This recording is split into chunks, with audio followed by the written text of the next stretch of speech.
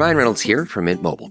I don't know if you knew this, but anyone can get the same premium wireless for $15 a month plan that I've been enjoying. It's not just for celebrities. So do like I did and have one of your assistants switch you to Mint Mobile today. I'm told it's super easy to do at mintmobile.com/switch. Upfront payment of $45 for 3-month plan, equivalent to $15 per month required. Intro rate first 3 months only, then full price plan options available. Taxes and fees extra. See full terms at mintmobile.com. Do you want to unlock your inner excellence? Do you want to learn how to think like a champion? My name is Jim Murphy, and I'm a performance coach and author of the #1 New York Times bestseller, Inner Excellence. With Inner Excellence, you'll learn how to perform under pressure, remove mental blocks, achieve greatness, and fully live every moment. Sound good? It's all in Inner Excellence. Available now where books and audiobooks are sold. This message comes from Greenlight. Ready to start talking to your kids about financial literacy?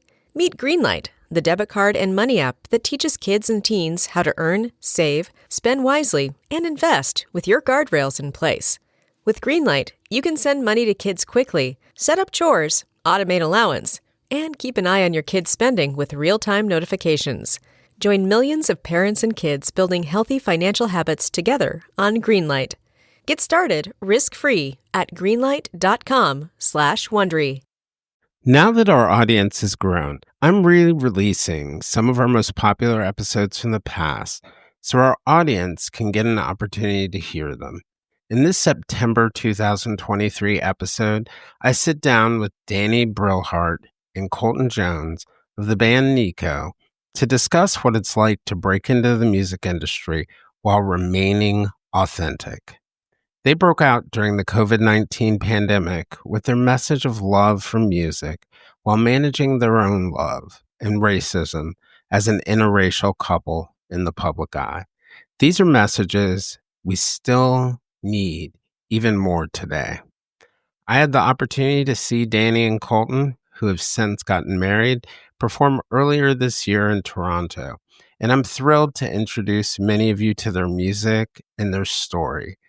And I hope that many of you who have had the opportunity to listen to this episode take the opportunity to listen again. Before we jump into the episode, I want to remind you that if you want to join me and other listeners, we can be found on most social media platforms: Instagram, TikTok, Facebook, X, Threads, Blue Sky, wherever.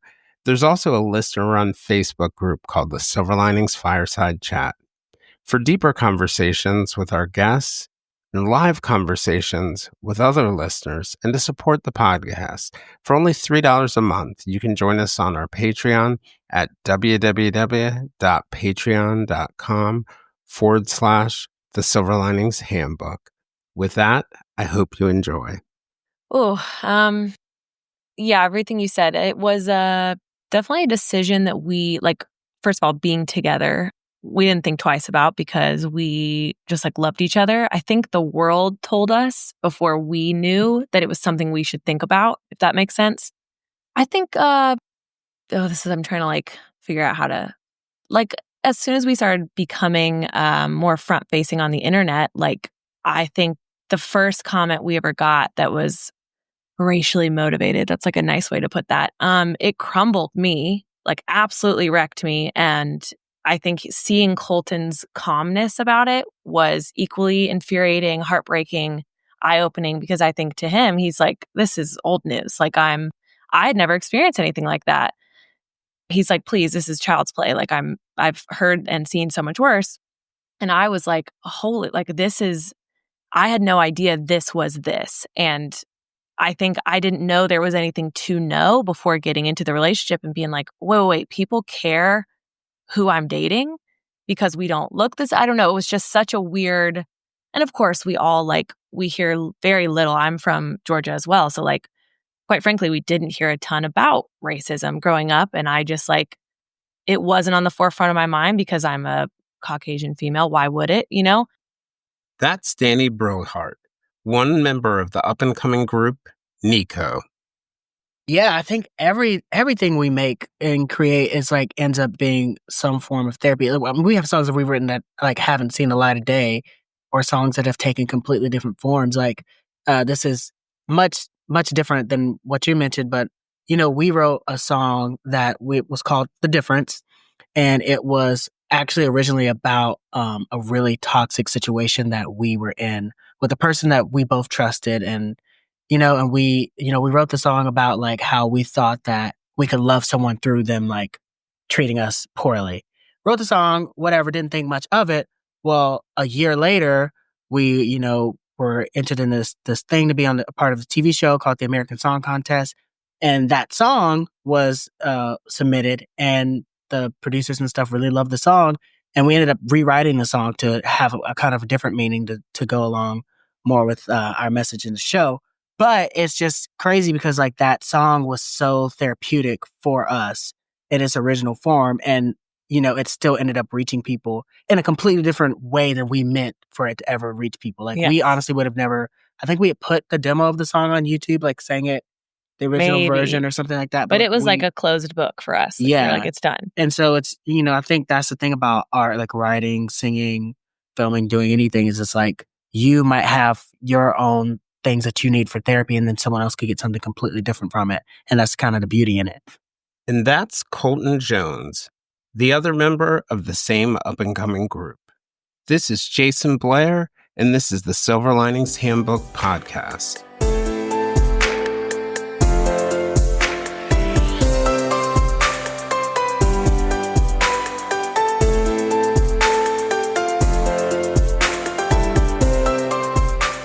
Dani grew up in Atlanta, where she developed roots in urban and R&B music as a dancer and a singer, and recorded for prominent professionals in the music industry. Colton grew up in Alabama, Mississippi, and Oregon before spending his high school years in Ohio, where he began singing and was featured on season 2 of NBC's The Sing-Off, a singing competition show that featured a cappella groups. Dani and Colton are partners in life and partners in music. Nico's name comes from the first letters of his name and the last letters of hers. At a time when so much divides us, music, like fictional books, television, and movies, are one of those things that tends to bring us together. Dani and Colton and their group Nico have put a focus on what ties us together. In 2016, Colton and Dani began writing, and within 2 years, they had a body of work that they released. Their first single was a creative spin on Marvin Gaye's What's Going On. Dani and Colton met when they were both attending Belmont University, a private college in Nashville, Tennessee. 2 school principals from Philadelphia founded the school to help women find their voices at a time when women were expected to be quiet. It has grown into a university that's known for giving voice to musicians, performing artists, and known for its musical business program. After both moving to Nashville, the 2 met and combined their early influences in music to attempt to create a new and fresh sound as a band. After performing shows all over the southeastern United States, they found their passion for performing growing. Eventually, they moved to Los Angeles, where they've become well known for their work producing music videos and songs, both as cover artists and for their own work. The 2 have also created songs written with producers in Nashville, Los Angeles, and London. They've been featured on several top Spotify playlists and have appeared on various music networks, including the CW Network, VH1, BET, and Freeform. Their work has also been featured in promos for The Today Show and the world of dance and advertising campaigns for Spotify and Ralph Lauren. At a time when the music industry has experienced dramatic and continuous change over the past 30 years, Dani and Colton also stand out as 2 people who have found a way to follow their passions at a time when so many artists are giving up their craft for traditional jobs that they do not always love because of the risks of pouring all their efforts and staking their livelihood into their art. They have been entrepreneurial in their efforts, doing everything from building custom wedding playlists, creating custom covers, creating their own music, and performing.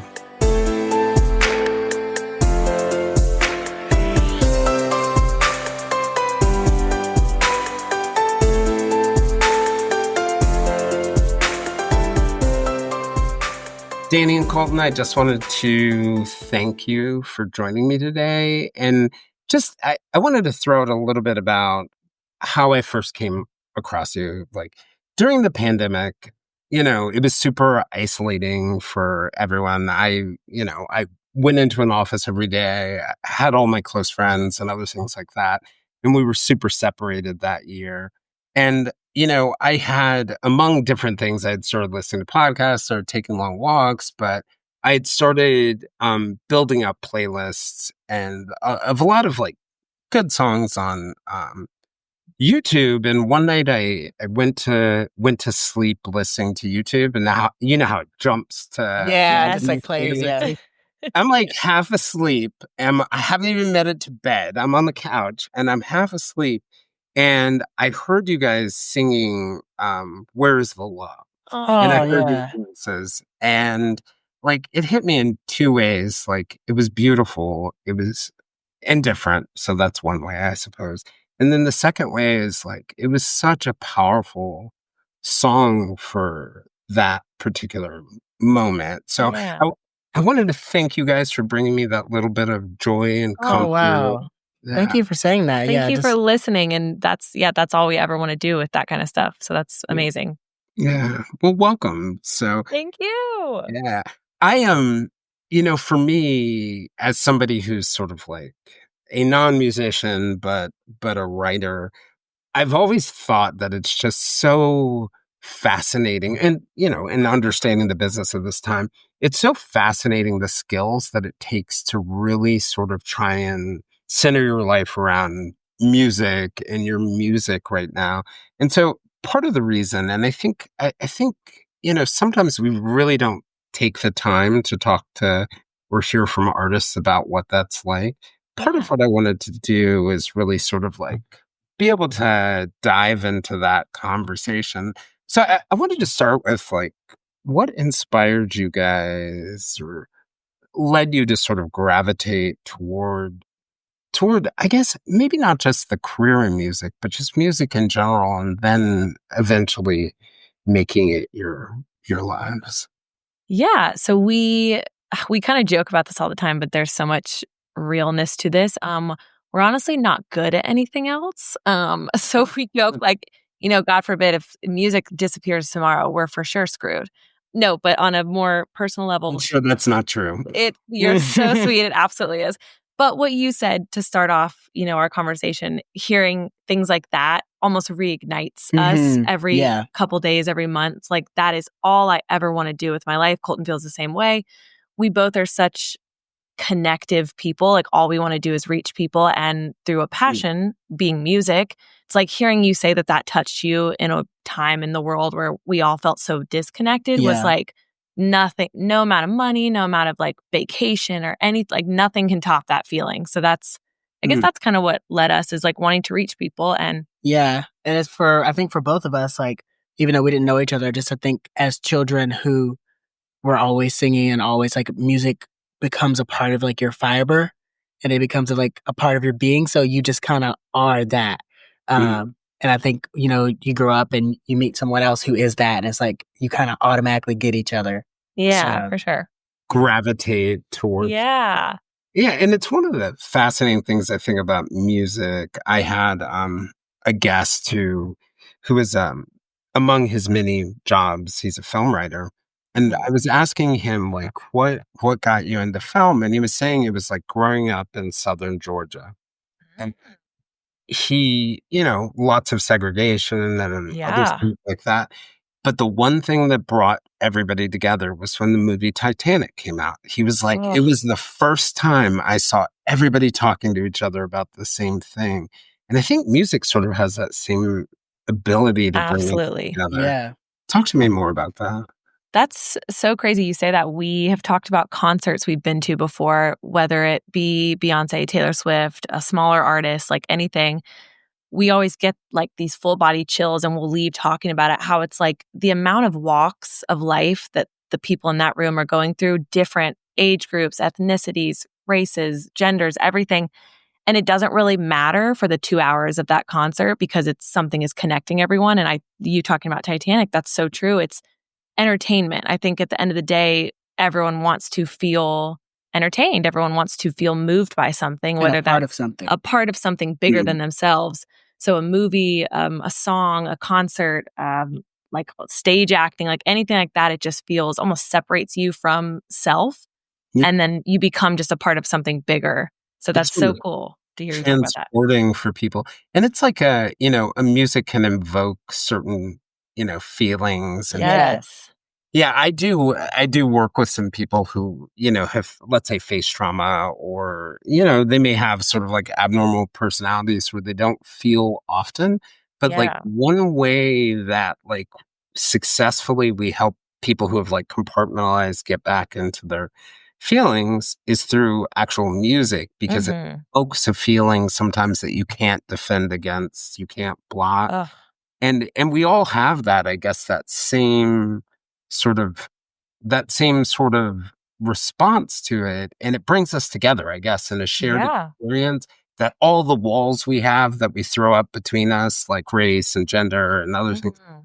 it just kind of breaks them down at For first. sure. Yeah. Yep. Yeah, for sure. One of the things I was wondering about, like I had read an article that you guys were interviewed, and I can't remember when it was. It was in the Dayton News, and you guys talked about like the idea of having that confidence and authenticity were so important to the work that you were doing, Mhm. and that you also really thought it was super important to being successful as musicians. And it kind of struck me because, like we live in a world, and less so, right? Like you have YouTube stars and you have other things like that that bring people up and they get to Mhm. sort of carve their spot. But we are in a world where to some extent, like music is packaged, right? Like you For find the sure. person, you build them up, you do all these other things. I mean, even in some cases where you have like stars who may not be the world's best musicians, right? Right? But so I thought that was interesting that you guys brought up that idea of confidence and authenticity being so critical to the art itself. Could you tell me a little bit Yeah. more about that? Yeah, I think that what's so interesting about that is I can't remember exactly when we did that interview with Dayton Daily News, if it was last year, if it was a couple years prior, because we have two. But I think it's interesting because the music industry itself has changed just between like 2019 and now, in a sense where it's like those things have become even more important because everything isn't as, in the 1980s, an artist like Whitney Houston would be found by, a big producer, and then the rest is history. And now, like, there's probably some girl somewhere who sings just as good as Whitney Houston and, like, may never, you know. My mom is saying, "Shut your mouth" right now. Somewhere. It's almost as good as Whitney Houston. Yes. Right, But, right, like, right. but may never, get her shot because she's not confident enough to, like, just put herself out there, and, like, you have to kinda do it all yourself now. And I think, the confidence part of that is, like, you have to just be confident that what you're experiencing and feeling in your music will touch someone else in the same way that it's touching you, and that it's worth it to put it out there and put yourself on the limb. And then as far as being authentic, I mean, it's even more so that because it's like, well, it has to be honest to you, because if it's not honest, people are going to see through it. People can sniff that stuff out so fast with the internet and the reach that people have now. And Yeah. they're just not afraid to say it also. And yeah, and they're not afraid to say it, and you would crumble. Like, it's as soon as you get that one negative comment, if it's something and and you're not being authentic and they know you're not being authentic, like, it'd be really easy for you to crack. So I think that those things are super important. And It's almost like they're piercing your mask, right? For Yeah. sure. Exactly. Absolutely. So it's the hurt, but then it's paired also with this giant embarrassment of like, oh my God, they exposed me. This is like, oh yeah, it's just all Yeah. around not good. So as Kind of like they can see me feeling. Yes. Yes. So as songwriters, it's been our journey the entire time that we've been a band to make sure that everything that we put out is honest, even if it's just for a moment of time. Even if it's like, you know what, right now I'm feeling this emotion and I might not feel it tomorrow, and I might not have felt it, 5 years ago, but right now in this moment, because then you know that, like, no matter what is said or how it's perceived, that it was real for you. Mhm. Were you guys afraid? And I asked that for like two particular reasons. There's like the fear that comes with like putting yourself out there and putting out your art, because there's something so personal about your art Mhm. in creating art. But then you also, there's something so frightening about like starting a business, and every musician Yeah. now needs to be a business person. Yes. Was it Yes. scary? Oh, I mean, 1,000% yes. And anyone that says no is lying, I have to believe, Yeah. because I don't know how you're not a little terrified if you care about it at all. Because, like you said, yeah, it's like such a vulnerability to, one, put yourself out there, but then to put your deepest, rawest insecurities in the form of a song. So you're also presenting yourself with, okay, I have this talent that I think is kind of good. I hope other people think I'm good, but they'll definitely tell me if they don't. And it's also all these deep insecurities that you're writing about. We write about our relationship. We write about the world. It's like, what if they don't agree with my opinion on this thing? It's absolutely the most vulnerable, exposing experience ever. And exactly like you said, we didn't go to music school thinking we would be business people. Like, we went into music school thinking we want to sing our la-di-das, fall in love, stare at each other's eyes, and make someone's day a couple times a week. Didn't think about copywriting, Yes, licensing, and Lord Jesus. accounting. Right. We did not think about spreadsheets or, yes, accounting. Hate it. Yeah, it's kind of like a big surprise because it's like, well, if you want your business to like actually function, you have to like figure out like where the money is coming from, how to continue to make it, and like taxes, Taxes. Yeah, it's just a lot that we definitely didn't expect, and we kind of got hit in the face with it, and you're like, yeah, it's pretty terrifying. But we figured it out so far. Knock on wood. Yeah, it hasn't crumbled yet. I always feel like the best way, if you're going to do something, figure out how terrifying it is after you've already started. Exactly. Yeah, exactly. Precisely. Perfect.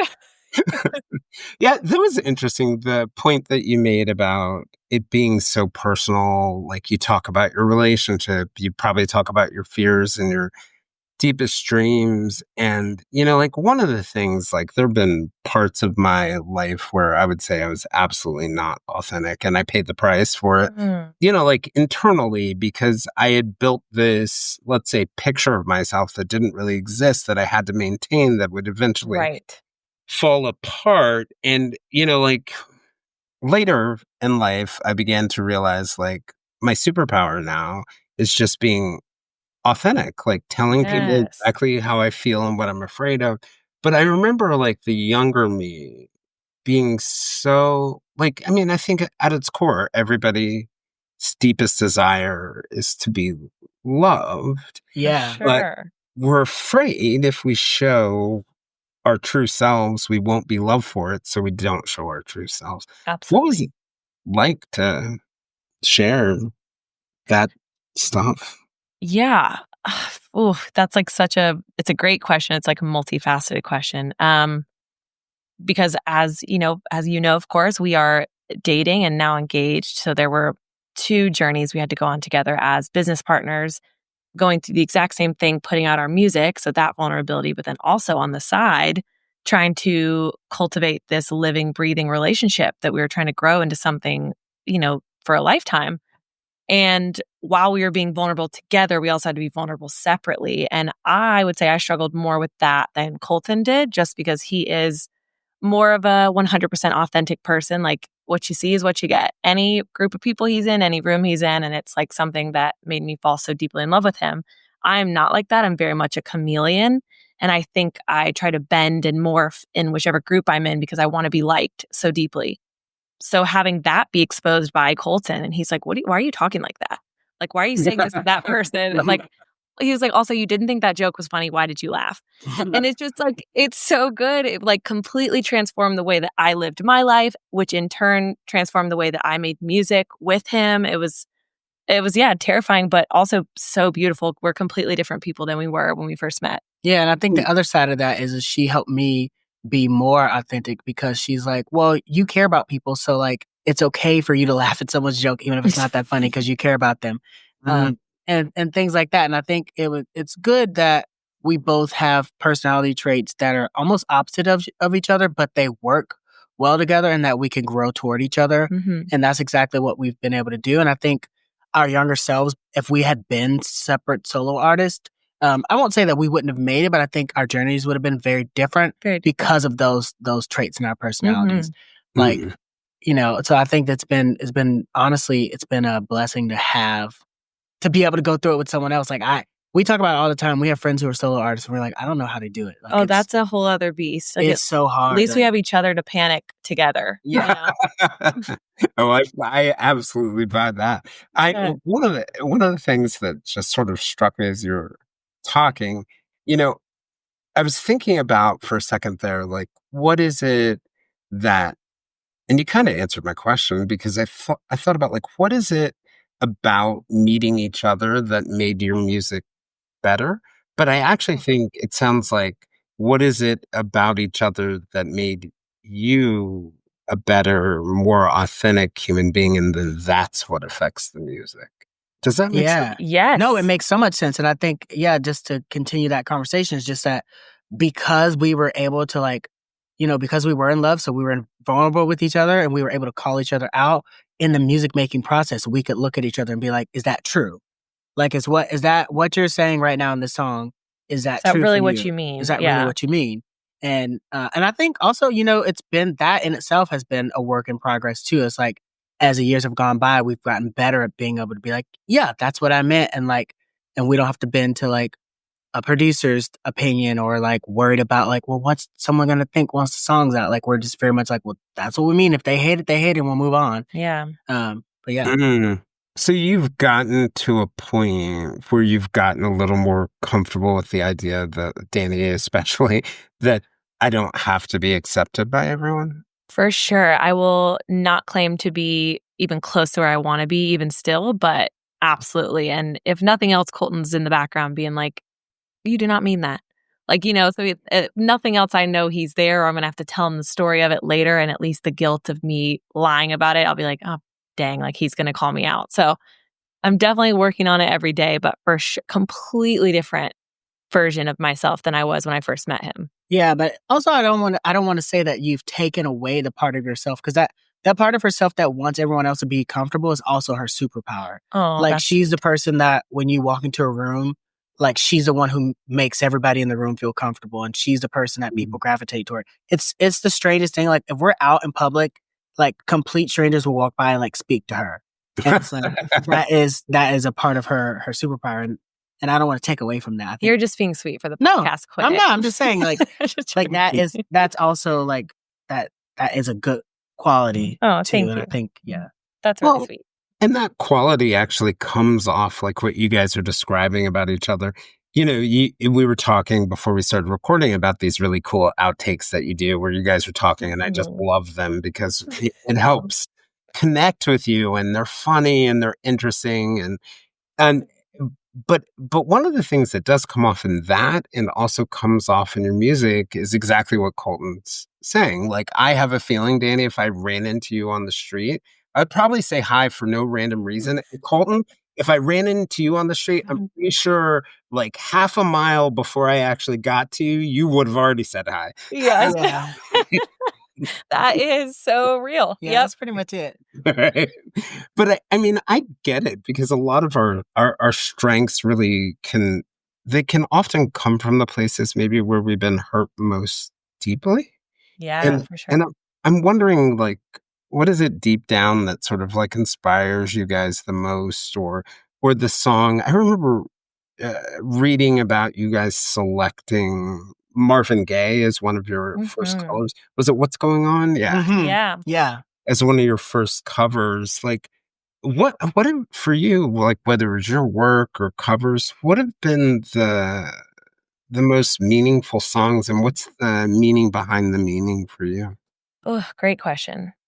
Yeah, I think from the very start, and including with What's Going On, we wanted to make sure that we made music that connected with people and said something and reflected how we were feeling. And I think it's really interesting to point out how you said you found us from Where's the Love? And obviously that was during 2020, and there was a lot going on that we don't need to get into, but we didn't feel the need to like get up and make like our big soapbox of like, everyone needs to feel this and blah, blah, blah. And because everyone else was. Because everyone else was doing it. And Danny's like, I just during the George like, Floyd protest, the COVID masks. It was so much. And I think Dani was just like, yeah, we just like, we just like need to love each other, instead of saying like, let's just put out this cover. And honestly, we did not like think anything of. Not at all. Like, we just were being honest in how we felt in And picking that it was cover. more for us, like the therapy for us to just be like, we don't know what to do, so we're going to sing a song that means something to us. And it's been interesting because that song has reached more people than any of our other music Really? in a way that we Oh my never gosh. expected. The comments that video is now 3 years old, and Yeah. the comments we still get on that, oh my gosh, I needed this today. Oh, I just watched the news and I turned this on instead. Like, thank you guys and we're just like, that is crazy that years and years will probably go by, I hope, and people will still find solace in that. And Yeah. it's, both a negative thing and a positive. I hate that people still feel the need to seek comfort in that, but I also love that it's giving comfort. Yeah, and it's just like it shows like how great of a writer like will.i.am and everyone else who part of that song are, because that like those words still, like that song's like 20 years old or something, like, and those words still ring true today. It's just like It reminds me feels it. Yeah, like Martin Luther King. I was reading Yes. a letter from a Birmingham jail recently, and I was like, wow, everything in here could still apply today. And part of that makes me sad, and part of Yeah. that makes me feel so good. It's such an amazing vision. So you guys are going to laugh at this part. I remember one of my friends, I sent her the first time I sent one of your songs to someone, and I sent it as an example of when the cover's better than the original. Oh my God, the highest honor ever. I laughed so hard when I took a look back at it. But really, it is like you do put your own twist on the things that I think are really fascinating. So tell me about the twist. Tell me about your style. Yeah. So for covers, it honestly is so different for each one. I feel like, would you agree? Mm-hmm. It truly, Colton said it great one time, and while we were recording it, and he was like, I want to pretend like this is our song that we're releasing, like an original. Like, we wrote it, we sat in the room and grinded over the lyrics and the melodies, and like, how would we go about singing it? And I think that, I don't know, it was such a simple statement, but we approached each one we did after that so differently, of like, I would get caught up in trying to sound like the original artist, because I'm like, people want to hear that. They just, we're a different visual, but they really love the song. We need to keep it simple. And Colton was like, no, we are artists, like just like they are artists. Let's do it like it's ours. And some like Sinead O'Connor's Purple Rain. Or not Purple Rain, but yes. Nothing Compares. Yes, exactly. Oh my gosh. Like and it reached a whole other part of the world. And people were like, what? That's the goal, is like presenting ourselves as storytellers of, maybe they're not our original words that we're saying, but we are vehicles through which the emotion is coming through. Right. And something like Where's the Love? Like, I do remember that one. I can't remember if we left it in, but we both kind of got super emotional after singing that one. And I don't know if we did our outro on that video, but because we got finished, singing it, and we were just like, oof, like this, we feel this in a totally different, real way than we would singing like, Selena Gomez's song this week. I don't know. And we forget that is what we do at the end of the day, is give people stories. And sometimes it affects us way deeper than, say our fun twist on a rap song. Like, we try to do something more upbeat and fun. Yeah, that was a kind of convoluted answer, but I hope I answered that. It's a great one. I remember, right, during the summer with George Floyd, there was this moment for me. Because, running a company, also doing all my other stuff, one of my real responsibilities, sort of like around April, it became very clear to me that my main job was not to like make money, save the company. It was to take care of these people. So that was like, the people who worked with me on a regular basis, and then our other partners. So I would start to send out like, notes. And it originally started out with like stuff about COVID and what data was out there, and then some stuff about like resources that they could use for mental health. But after George Floyd, a couple weeks into that, I wrote this long note about where I opened up to people about some of the racism that my family had experienced. My dad's side of the family grew up in South Carolina, and one of my grandfathers, we found out years later, it's a crazy story. But we're sitting at my grandmother's funeral, and one of our cousins comes by, and she's like, "You guys aren't really Blairs." And we're all like, "What are you talking about?" And she's like, "You're Gilchrist." And we're like, "Have you lost your mind?" Right. And she said, No. Your family came from 96 South Carolina, which I knew about because my grandfather would not drive through it. he would drive way around it to get anywhere. And my dad said when they grew up, they only went there once. And we found out that my grandfather, who never talked about this in his entire life, but his brother had been lynched there when he was a kid. And I wrote about that, and it ended up, I didn't know where I was going, but it ended up being a message of hope at the end of it. But for me, like you were talking about with Where's the Love, it ended up being a therapeutic experience for me to even get it out For there. sure. Yeah. Do you get something like that from the music? Yeah, I think everything we make and create is like ends up being some form of therapy. I mean, we have songs that we've written that like haven't seen the light of day, or songs that have taken completely different forms. Like this is much different than what you mentioned, but we wrote a song that was called "The Difference," and it was actually originally about a really toxic situation that we were in with a person that we both trusted. And we wrote the song about like how we thought that we could love someone through them like treating us poorly. Wrote the song, whatever, didn't think much of it. Well, a year later, we, were entered in this thing to be on a part of a TV show called the American Song Contest. And that song was submitted, and the producers and stuff really loved the song. I'm wide awake, coming out of a daze, finding my ways back into your heaven. Won't you say that I'm forgiven? I made the mistake, I'm misusing my words, making it worse, not my best decision. Won't you say that I'm forgiven? Sometimes you lose your mind, trying to live your life in a world so strange. Where hate will make us blind, still with a bit of love, anything can change. 'Cause nothing else can hurt like you. Picking through the pieces of my heart, admit that I was selfish too. It felt like we were oceans apart. Now even if we're right or wrong, forget the fight, I know you see it too. That baby, what makes us strong has gotta be the difference in me and you. And we ended up rewriting the song to have a kind of different meaning to go along more with our message in the show.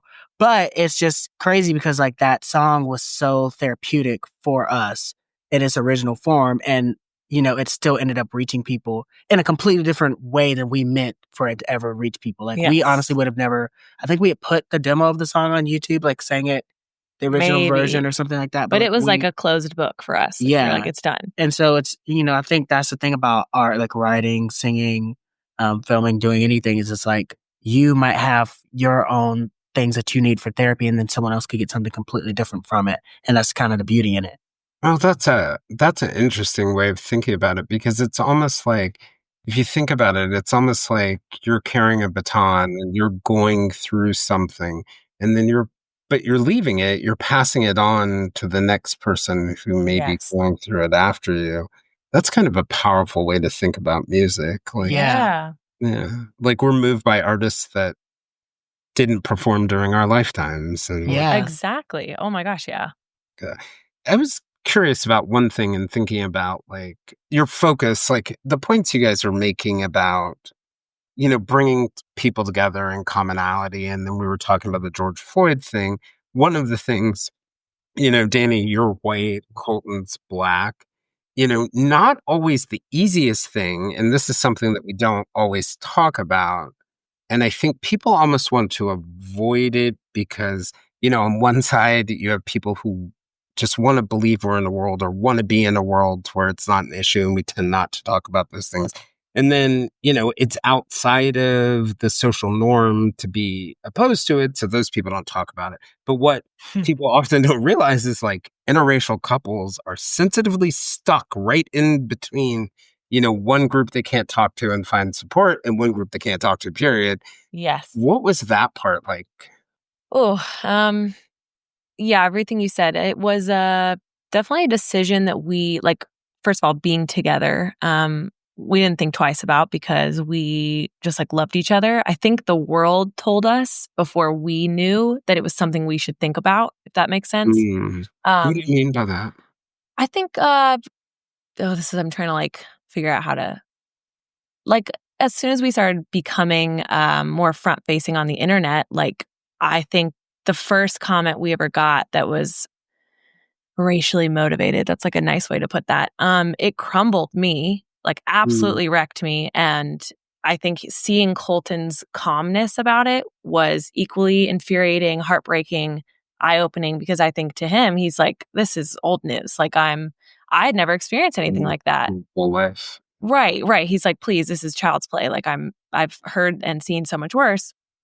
And I was like, holy, like I had no idea this was this. And I think I didn't know there was anything to know before getting into the relationship and being like, wait, people care who I'm dating because we don't look this. I don't know. It was just such a weird, and of course we all we hear very little. I'm from Georgia as well. So like, quite frankly, we didn't hear a ton about racism growing up. And I just it wasn't on the forefront of my mind because I'm a Caucasian female. Why would it, You grew up in the Atlanta area? A little bit outside of Atlanta, so more in the suburbs. Yeah. And yeah, I don't know. I grew up in middle school in Marietta, so that's my gosh, so close to me. Yeah, super close. Okay, so maybe you can kind of speak to the Georgia of it all a little bit. And Colton has slowly shown me like things that I will, need to know as we hopefully bring kids into the world one day. And like you said, sensitively stuck as an interracial couple, but biracial children is a whole other beast to tackle. That neither one of us will know about. It's going to be new territory for both of us. We've got some friends that could give you advice on that. Oh, please. Because that is, the internet's already told us about our non-existent kids. So like I know that if we continue to be on the internet, there will be more and more opinions. But yeah. Sorry, long answer. Just, yes, it was thought about, but not until, someone told us it was something to think about. And then we were like, oh God. And I think What's Going On by Marvin Gaye was a really conscious decision. Of course, we knew there would be controversy with that because I am white and I'm saying the words that a Black man, said one time where the world was going through similar but also extremely different things, unfortunately. And we knew we would get some backlash, or we knew there would be like, why does she think she can say that? And the hope was, someone gave us really good advice in the music industry, is that people want to hear what they see. They want it to match up. So if nothing else, at the end of the day, we just wanted to be a unified force of the two of us, not having any similarities in what we look like, but both feeling very similar things. And if nothing else, that can lead by example. We don't need to tell you how we feel politically, emotionally, socially. We're just going to show you. We're going to live our life every day together, happy, unbothered by these people that tell us what we should be. And we hope that that's the best example we can be for our kids, for the internet, whatever.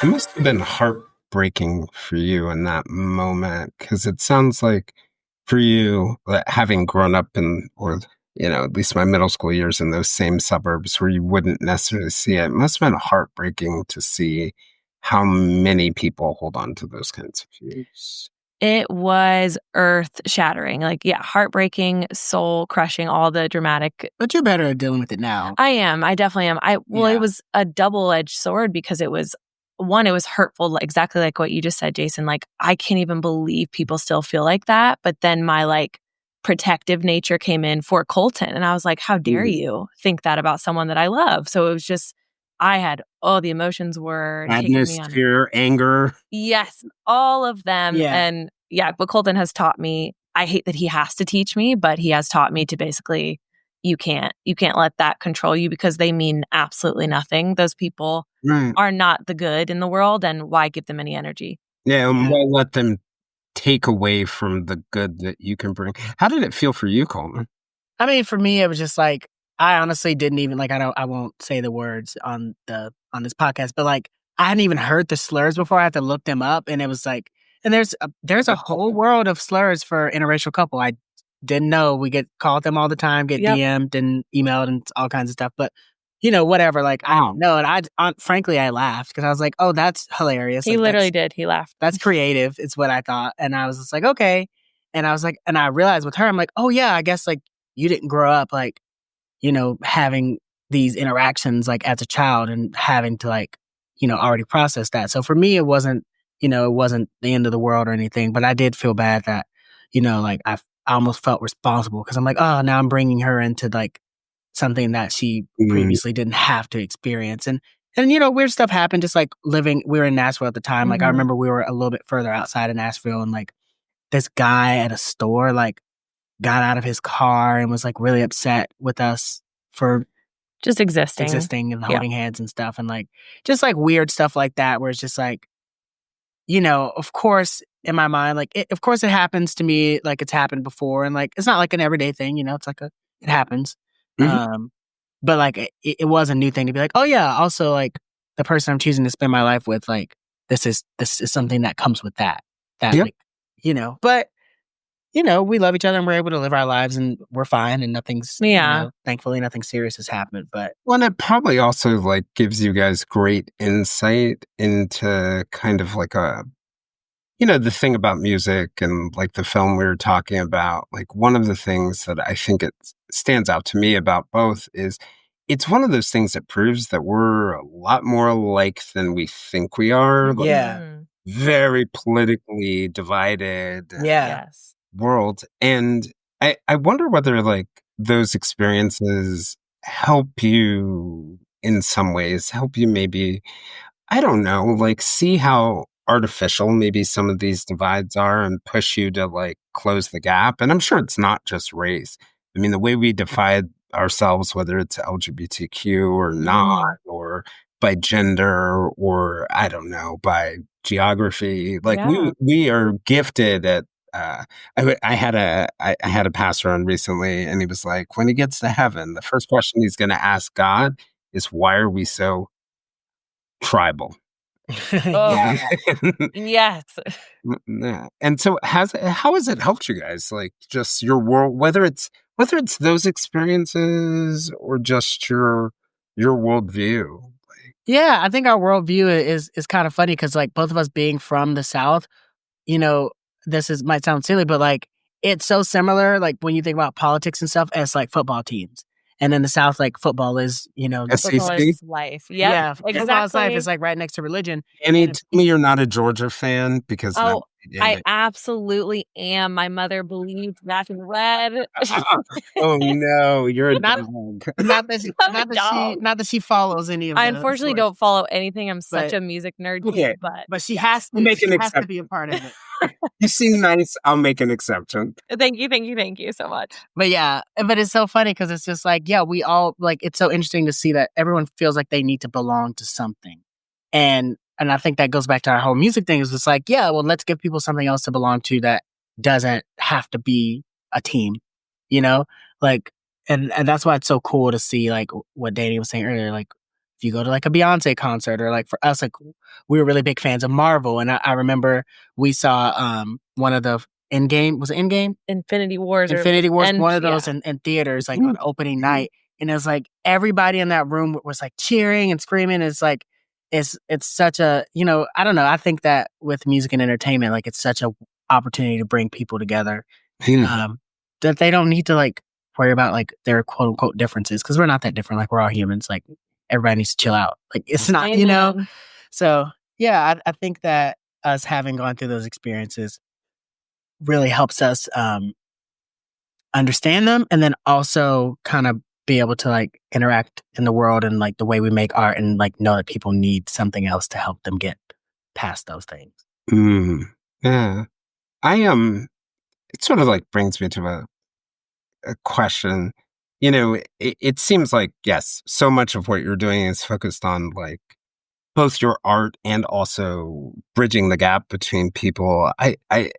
Speaking of bridges and gaps, how did you guys find each other? What bridge did you find each other on? And what bridge? That's beautiful. So we met in school. Yes. And it was funny. I don't know if this part of the story is anywhere on the internet, but so the very first week of school, we both went to music school, and it was kind of like that show Glee, where like you get up in class and sing.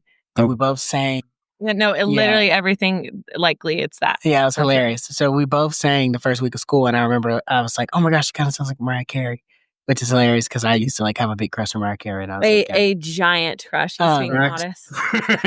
So I messaged her on Facebook, and I was like, yo, you trying to do a duet? And then she very politely was like, no. I was like, I don't know. Oh, no. Oh, yes. Who are you?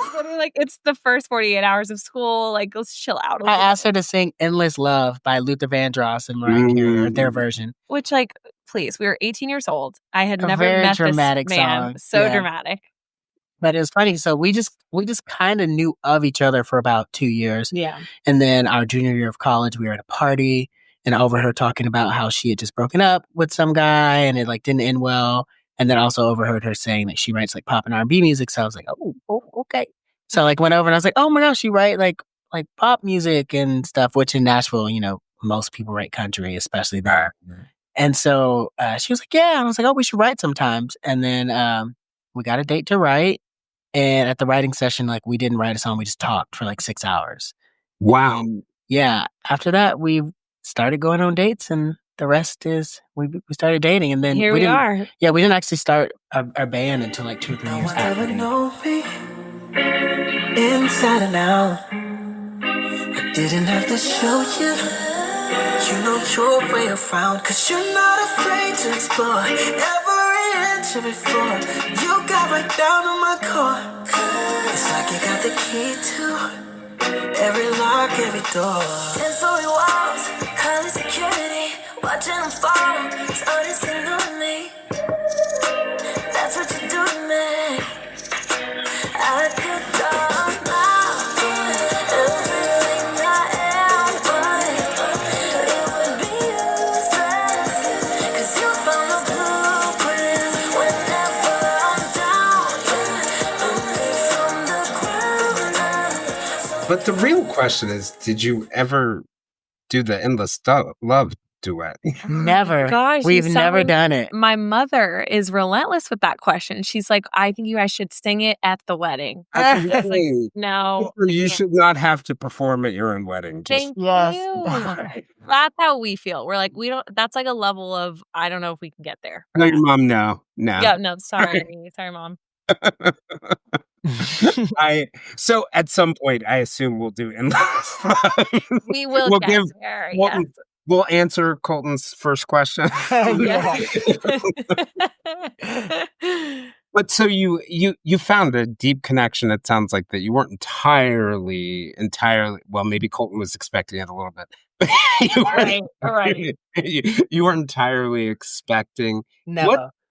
How did you go from there to making music together? Because I imagine, like, even among musicians, you could meet somebody, have a great bond with them, even a great relationship with them, but you're not necessarily meant to make music together. How'd you guys figure that out? Absolutely. Yeah. That's so true.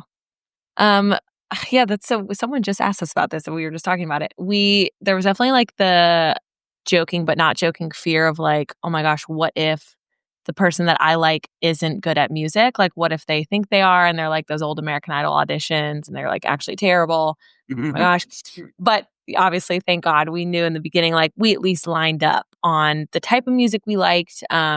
We also tell everyone, like, when we were first dating, we probably were annoying everyone around us. Like, luckily, we had a bunch of music friends, but we just sang. We sing in the hallway all the time.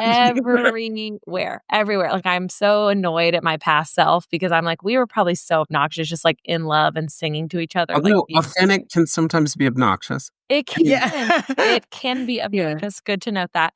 But yeah, like Colton said earlier in this, like music is just such a part of our fiber. So, you know, we found a way most conversations to like bring it back to what we love to do. And before we were officially a band, we sang with each other a bunch. Our first show together where we were like on a bill as a duo, we didn't have a name. We just got up and we were like, we're Dani and Colton. I don't know. We're figuring it out. Because it just kind of naturally fell into place. Yeah, we were always like writing songs and singing together and just like, it just was a kind of a thing. Yeah. Already before we like officially were like, okay, we're going to like try this and do it for real, for real. Yeah. So it was sort of an evolution, right? Like, so the the fears and the connection. It sounds like you guys have been sort of instrumental to each other in terms of like building your own confidence, your own styles, your own. Talk to me about that. Yeah. Want to talk about it?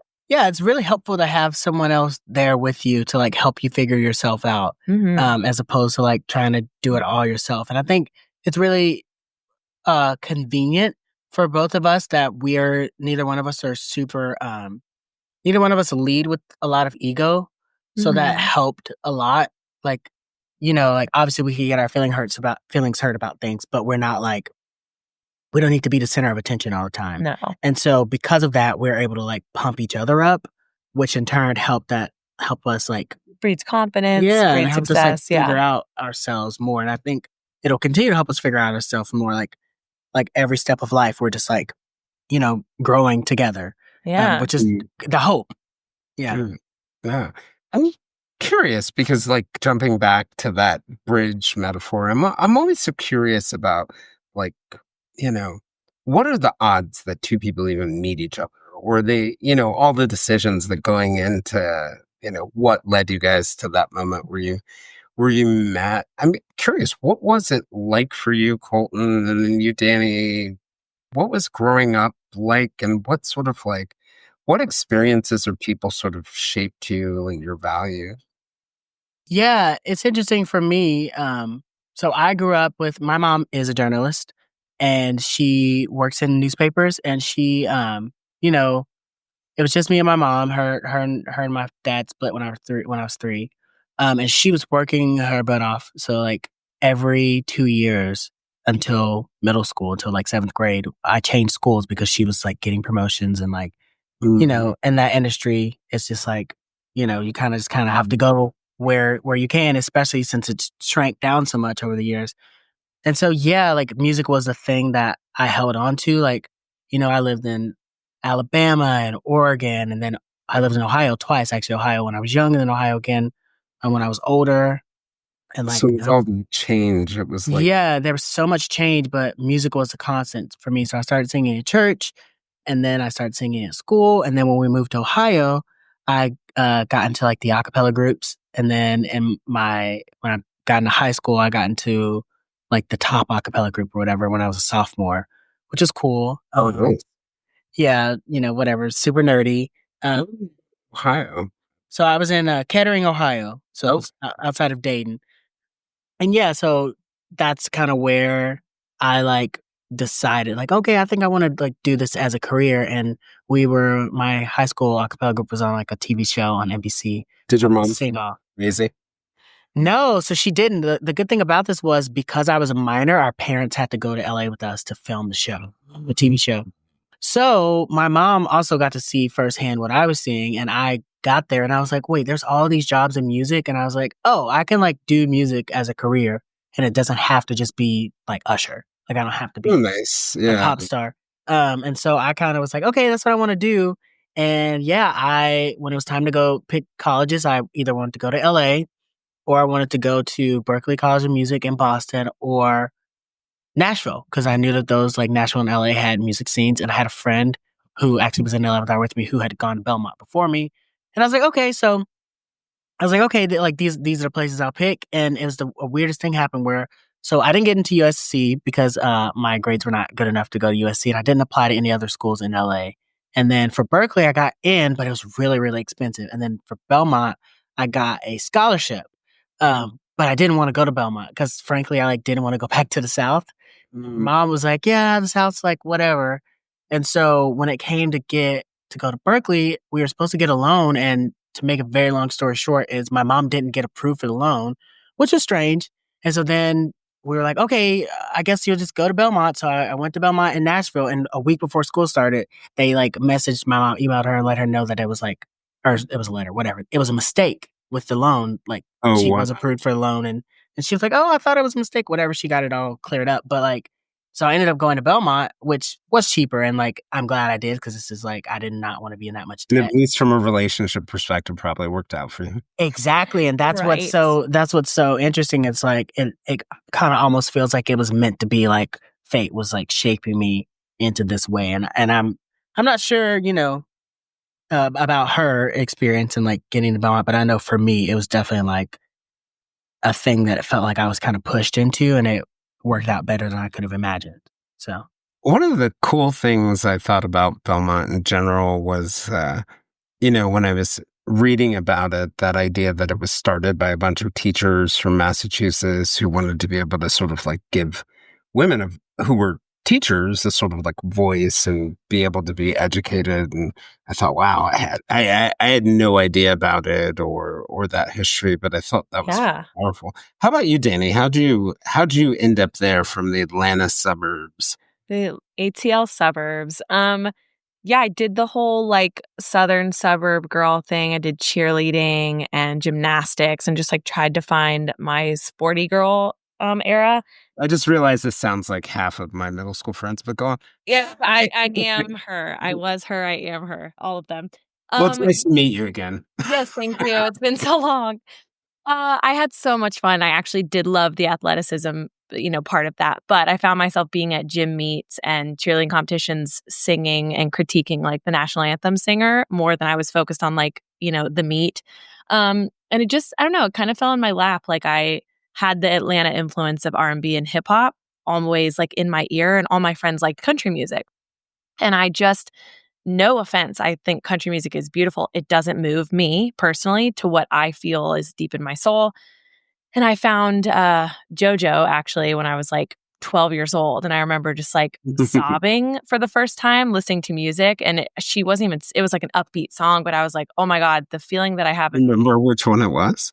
It was off of her first album. And I feel like I'll find it and I'll message it to you, but I can't remember what it was. And I just remember being like, oh my gosh, I just like want to do that. I want to do that. I need to feel this way. And yeah, then my mom was just like, kind of was like, let me put you in all the things that a mom does as you think your kid might have a talent for something. And I just fell in love with it and fell head first and missed a lot of stuff in middle school and high school because I was like fully dedicating time with like a producer I was working with there.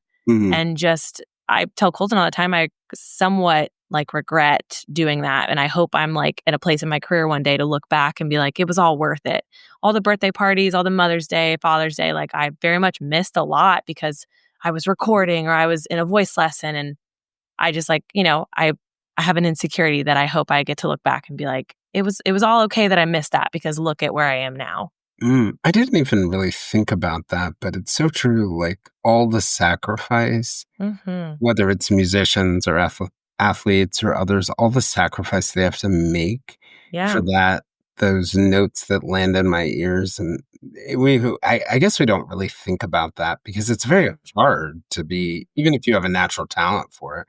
What's for you guys, like thinking about like, what's the difference between being able to be really good at it and just having a natural talent? How do you get there? How do you close that gap? I feel like it's the same for every industry. Maybe you can agree with this, but grinding your, excuse me, can I curse? Sure. Grinding your ass off, like quite frankly, we have so many people that we've come into contact with in our life that they open their mouth and it's magic and we can't figure out why they haven't made it further. But then as we dig deeper, it's because, and I'm not trying to crap on anyone, but they want someone else to do it for them. They want the fame and the glory and the fun time on stage, but they don't want the spreadsheets. They don't want the hours missing Mother's Days and birthdays. They don't want the late nights. They want the praise. And that's a hard thing to I guess come to terms with. Is fame is so different than success in music, in my opinion. Yeah. Yeah. And it's really easy for people to like grow up and just like want to be famous and not want to like give art.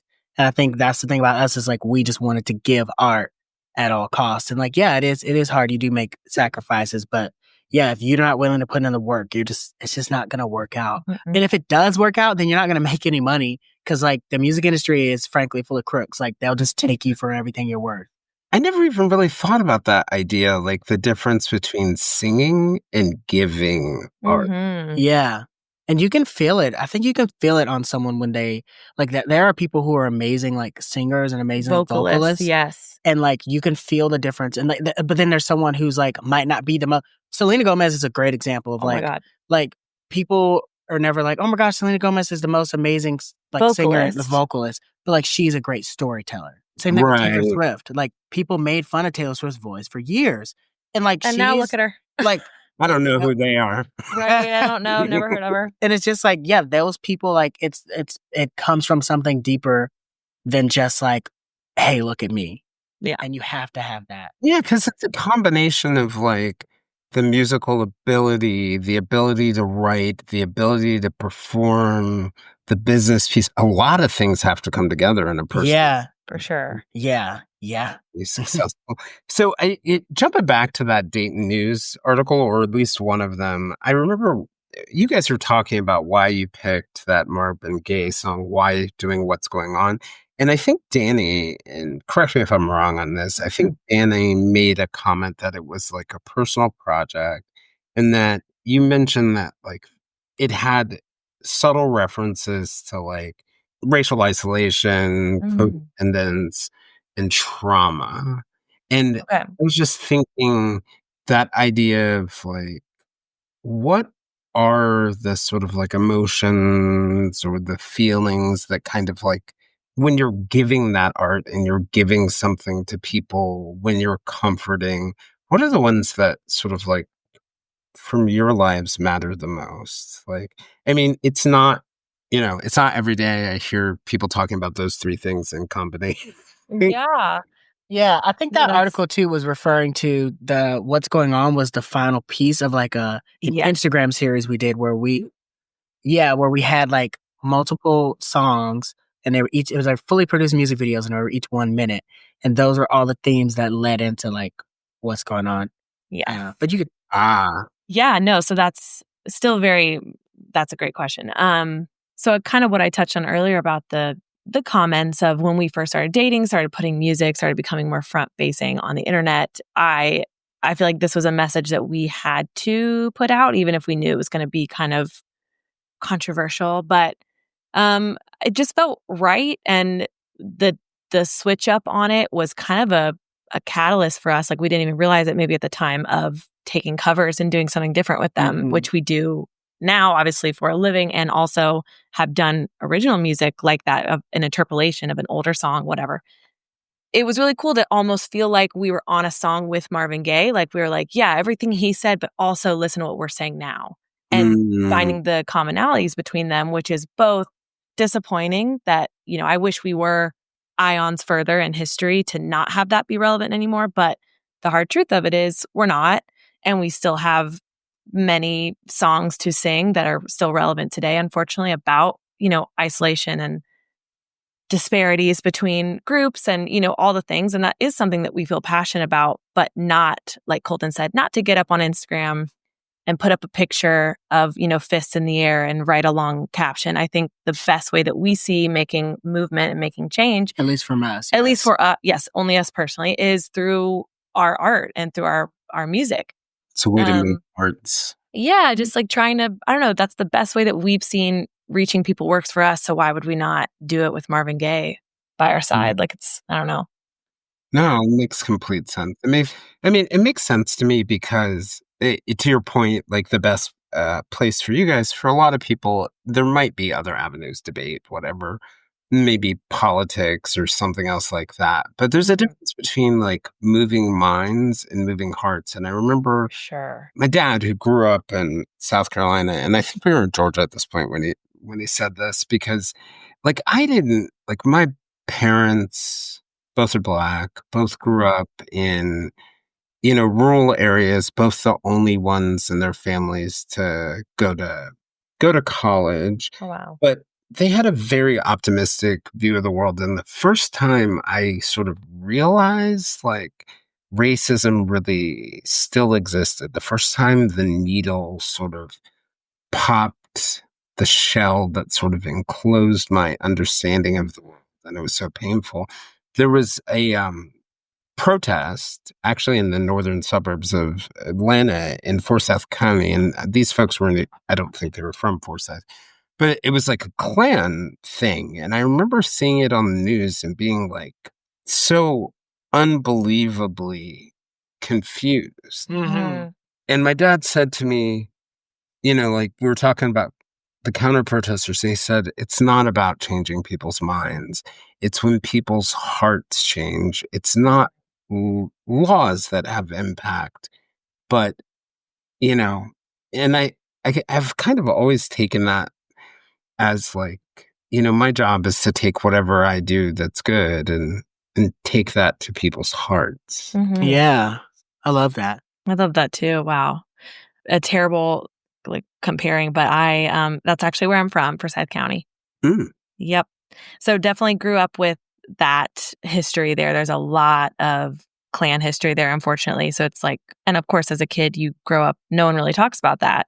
Right. It's only when I was a young adult and I had this embarrassment of telling people that's where I was from because of that background. So yeah, I'm so sorry you had to see that and go through any of that. It's okay. It's funny thinking about my dad and his father not driving through 96 South Carolina, and you mentioning you were from Forsyth. I used to have this rule that whenever I drove down to Atlanta, I would drive around Forsyth County. Yeah. I knew Forsyth County was fine Right. now, but the way it triggered me. For sure. And my last trip there, I will say I drove through Forsyth County, so it definitely improved. Yeah. No, yeah. Mm-hmm.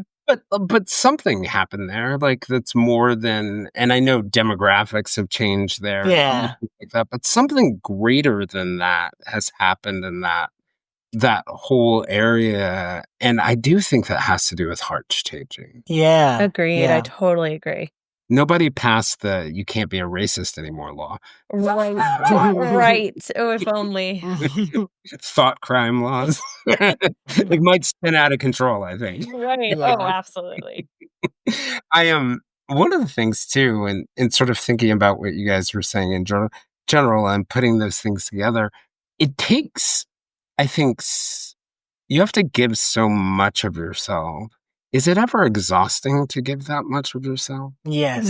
Yes. It is. It is. It's so weird. We were just talking about this. It's like it's weird being creative because it's like there's so much emotional energy, and it's something that feels like you can't spend it, but you can spend it very quickly and very fast. And it's like it's not the same as like running on a treadmill, but it's exhausting. Yeah. Yeah, I guess. Yeah. So the answer is yes. How do you save the? It sounds like music's an emotional vampire, but how do you save the energy for your relationship? How do you balance that out? You find other places to charge. Yeah. And Yeah. amazing question, by the way, because we are figuring that out every day. Yeah. We have weeks where we mess up really big and we realize we haven't had a single conversation not about music. We have weekends where we get to the end of the weekend and we're like, oh my God, we should have worked a little bit more. And we're like, no, we have to be humans. At the end of our life, we have to still remember that we had a relationship to cultivate and bodies to take care of and minds and families and And that's almost more Yeah. important than And that. it's so much more important Absolutely. because you can actually create without experiences. Yes, we can't be empty vessels trying to give to people. It's not, yeah. Yeah, but also part of that, and I agree with your point, you probably can't create the kind of music you're trying to create without it, but sort of your whole point is to help people and make their lives better. It would be crazy for that to come at the expense of your own, right? Yeah. Because what are we doing on this rock? Yes. Oh my gosh. Yeah. How can we Yeah. help people if we're not thriving? Exactly. And I think that's why too, I think we realized a year or two ago is yeah, we need to do some upbeat music too, because that helps people. We need to do give people anything to entertain them is helpful. And yeah. Yeah. For sure. Yeah, you guys were talking about the reach, right? Tons of people can subscribe to a YouTube channel or watch you on Instagram or other things like that. And one of the things that we were talking about the authenticity and, it's so complicated. But one of the, I think, difficult things for a lot of folks who are in the public eye, particularly in entertainment, is that there's a delicate balance, right? I'm sure I have fans of the podcast who are Republicans, fans of Democrats who pro LGBTQ rights, against them. And what I've learned is that ultimately, when I do talk about issues that sort of like divide my group, they can be very fascinating and insightful for them. But, it's a delicate balance between authenticity and not alienating your audience. How does that work?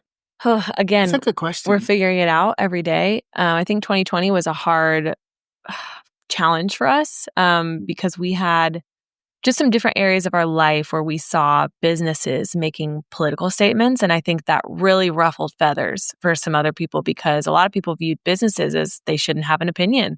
They're an open, not an open forum, but like they should just be the business, just sell your product and sit down. At the end of the day, we are a business, like we are a product. But at the root of that, we're two human beings who are feeling extremely real feelings. So it was really hard for us to navigate. I don't know if we did it correctly or gracefully or if we should have done more, should have done less. But how do we not say at the end of the day how we feel to people? Because also we never want to call ourselves influencers, but by music, we hope to influence people. And I don't ever want to change someone's mind. But what if we post something that challenges someone to see something they would have never seen if they weren't a fan of our music?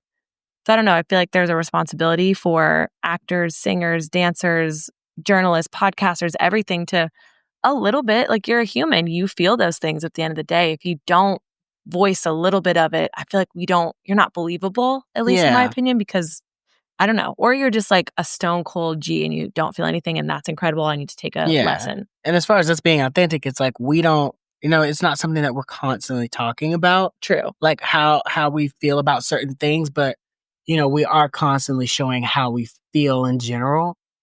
And never claiming to be experts on absolutely anything. Experts. So it's like, as silly as it may be, like maybe someone doesn't interact with a lot of Black people in their life, and then but they follow us online, and it might make them think like that they might feel like they know me, even though they don't know me at all, and it might like change their opinion of Black by people 3%. by 3%. And I think that's how you just show up and exist as a person boldly and unapologetically who they are.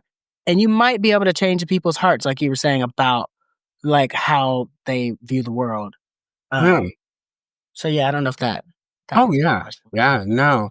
I mean, one of the things that I think I find difficult, in this world of sort of like you were talking about the feedback you get, sometimes that can be negative, but in this world of social media where it's so easy for people to like hide behind the keyboard and send whatever nasty message, it's like, how do we have a conversation? Well, I guess A is drop the ad hominems and attacks, but how do we have a conversation where, and I think, Dani, you were hitting on this. You said that line about like never wanting to necessarily change their opinions, but I think maybe what you're getting at is like, you don't want to personally attack their opinions. You don't want to personally attack their feelings.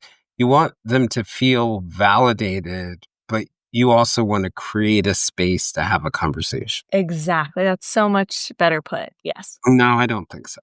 Absolutely. It's like you do this for a living or something. No, it's almost like that. You guys are too funny.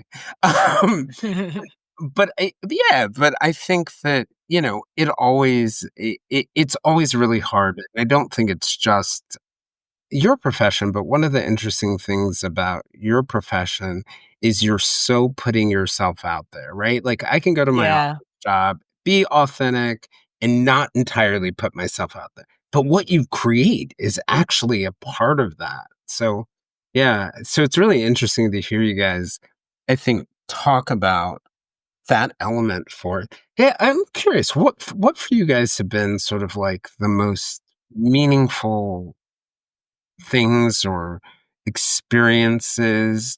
You don't have to limit it to music, but like the most meaningful experiences that you think shaped the two of you. Oof, that was meaningful. Oh my gosh, I think our journey together overall has really shaped us in the last couple of years, and just like how we interact with the world and how we interact with each other. I feel like we're so lucky to have each other through everything. Like it's not, this industry isn't like for the faint of heart, and like we don't by any means feel like we've quote unquote made it or anything. But we like have lasted this far. And so it's just like, I don't know. We feel like we've gone through so much like disappointment, rejection, excitement, getting our hopes up, being let down, being unexpectedly surprised in a good way. Like it's just like it's always something. Like it's kind of an emotional whirlwind, and those things like have kind of helped shape who we are now, and like hopefully how we like leave our mark. So having Dani has been an important part of sort of like having yourself. And Yeah, of course. Yeah. No. Definitely. how about you, Dani? What meaningful? I feel like I can't say the same thing. Well, it's just such a cop out. That's the trick when you're interviewing two people. One Right. gets the other one. I know he gets the good answer. No, I one moment that sticks out to me was when we were on the TV show. We were asked to kind of gather like information or DMs we were receiving or like fan accounts or whatever because the producers wanted to use some of that in B-roll. And I'm an extremely empathetic person. I cry at, a strong wind. So like I knew I would probably get emotional, but for whatever reason, this one young girl made us a fan account for us on the TV show. And she sent us this really, really beautiful message about how we've like changed her life and she doesn't feel like accepted or seen in her life. But our music has been a safe space. And like, I talked about it on the TV show and just like bawled my eyes out because I think kind of like your kind words at the beginning of this. So what we said, like all I ever want to do is reach a little girl in her bedroom who doesn't feel seen in her life, but like because our little covers or our original music or our mashups, whatever it is, make her feel seen. Like I don't know. So I guess fan feedback, as cheesy as that sounds, like people making a point to reach out to us and tell us that we're making a difference, I think that's completely shaped how and why we do this. Yeah. It's the feedback that kind of reminds you that you're hitting the target on your mission. Yeah.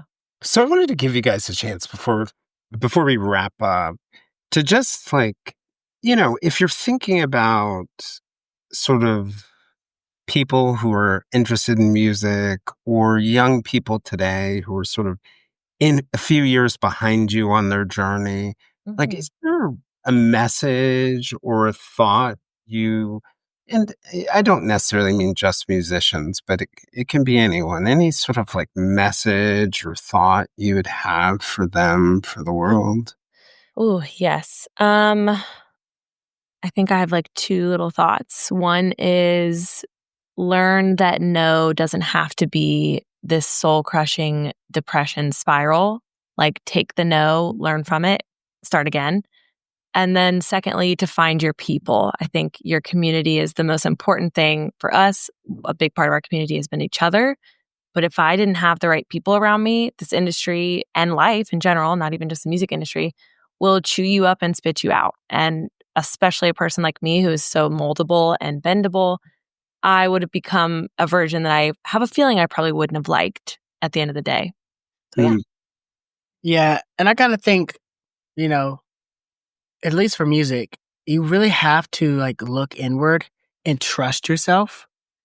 Because at the end of the day, it all comes down to you, Someone told us that like when we first got to LA, they were like, you're going to have to answer for all this stuff. Like, no, like you're not going to like get a manager, get some big label or someone. And then like all of a sudden, like they're going to like call and make all the hard decisions. Like you're always going to have to make the hard decisions. So just get used to it. And it really like helped shape the way that we move forward. Because we're like, oh yeah, like this is our life. Why would we not be in control of it? Yeah. And it's such a weird thing that I feel like, I don't know, like when you're in your early 20s, you just like don't. It took someone saying that for like it wasn't second nature until someone pointed it out. Yeah. Well, yeah. I mean, at that point, we spent our whole. I mean, like in your early 20s, you're only like a couple of years from needing a hall pass to go to the bathroom. That's true.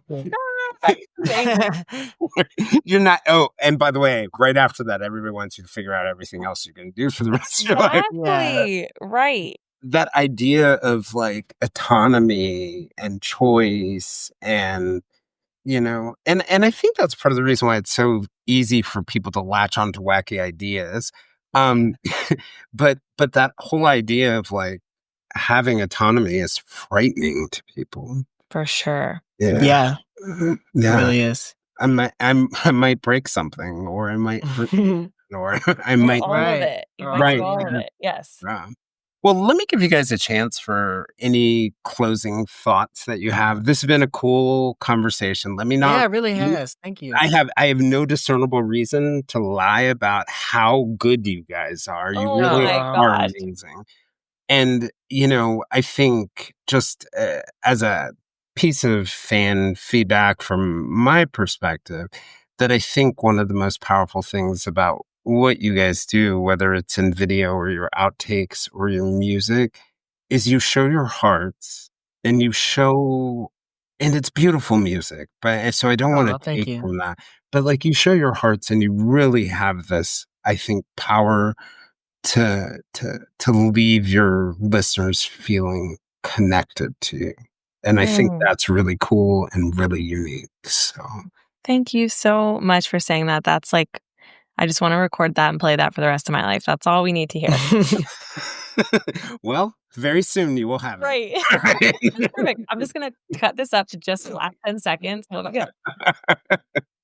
So any closing thoughts for you guys? Go for it. Yeah, I mean, obviously, we're musicians, and so we have a song coming out on September 13th. I'm not sure when the podcast will air, but September 13th of this year, 2023. Right around then. Oh, perfect. So, yeah, the song's called Past Life, and it is probably like one of the most vulnerable things we've ever written. Like, as we mentioned briefly, like we just recently got engaged, and it's just kind of like about our love for each other. And it's a love song riddled with anxiety, which seems so fitting It's for very fitting us. for us. But yeah, we're really excited about it. And yeah, people can check it out. I think that's Agreed. Oh, great. That's awesome. So I will make sure to check that out, and we'll make sure, to share with people as much as we can about you. You've got your own YouTube, you've got your own Instagram, website's great. Any other places where people can find you? We are on TikTok as well. Yeah, just all the things that they tell you that we need to have. We've got it.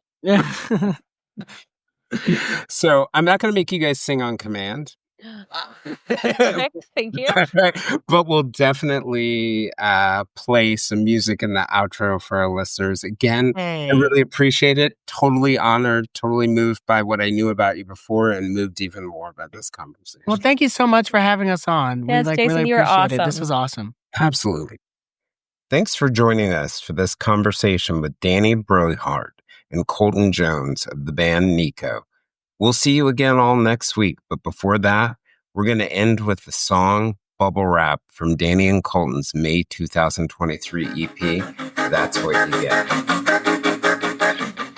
You say your last words, wouldn't imagine all the disaster waiting to happen. What a hazard, bringing you into my life.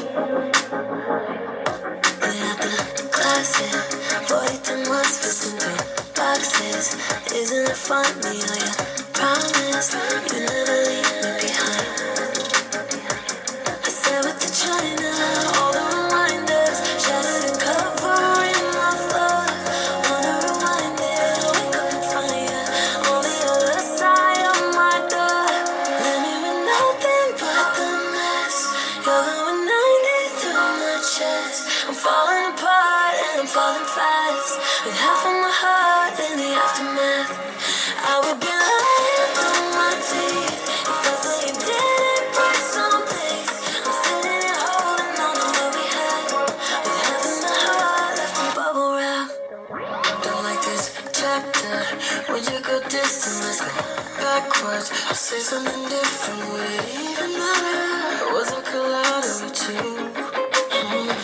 I sat with the China. I didn't wanna back up. I knew I would drop it on the floor. Wanna rewind where I started this nightmare. How did you walk out of that door? Had me with nothing but the mess. You're going under through my chest. I'm falling apart and I'm falling fast, with half of my heart in the aftermath. I would be lying through my teeth if I said you didn't break something. I'm sitting here holding on to what we had, with half of my heart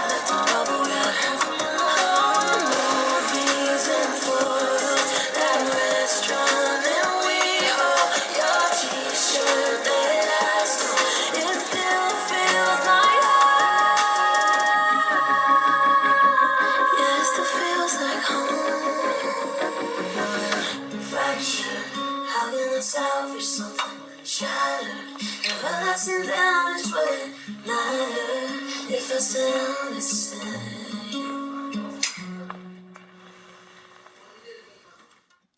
Are you looking for a new job or want a career change? Look no further than Monster.com. Need a little help standing out? Our expert resume writing services will make sure you shine. Want to brush up on your interview skills? Engage with our AI interview prep tool. Want some advice on negotiating your new salary? Visit our salary tools and extensive library of career advice articles, and you'll have all the tips and tricks you'll need to succeed. Visit Monster.com today and take the first step towards your career. Monster.com. Find your right job fit.